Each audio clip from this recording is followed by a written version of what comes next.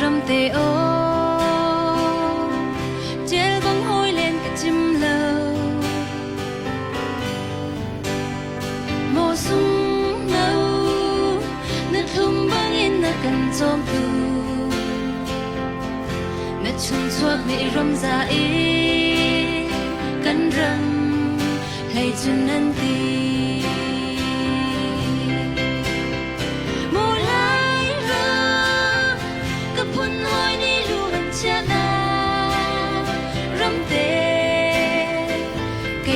chăm sẻ câu ní cái đôi drama lại rắm chuông chỉ đi ai ba ăn phòng khá hè nung mắt nề lại lia na cả lung đi riêng câu ní lại mi phun khuất lang ra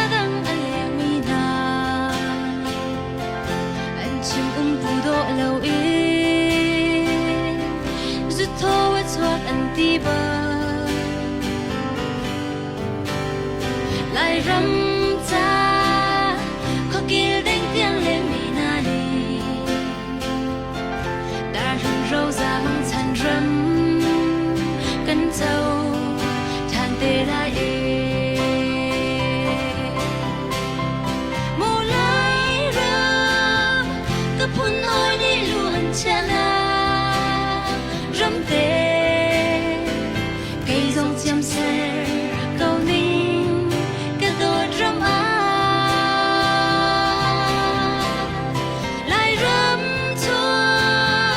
chỉ đi ai ba lần phòng khá hè nung mắt nề lại lia na cái lung đi riêng câu nề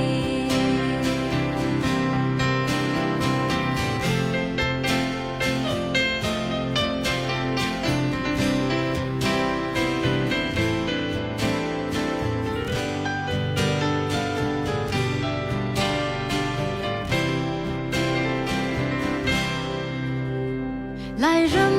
chúa sân châu ai kia vai mang phong nhi cần thổi chuan thầy bar chia a song lên áo bằng ise na ni nu pen a jen zang tin khoa zan re tia rồi mình chung thu phiêu phải va te o mang lô mùa lại râm cấp hun hôi ni luôn chia na râm tê cây rong chăm sẻ câu ní cái đôi drama lại râm chua chỉ đi ai ba ăn phòng khá hè nung mắt nề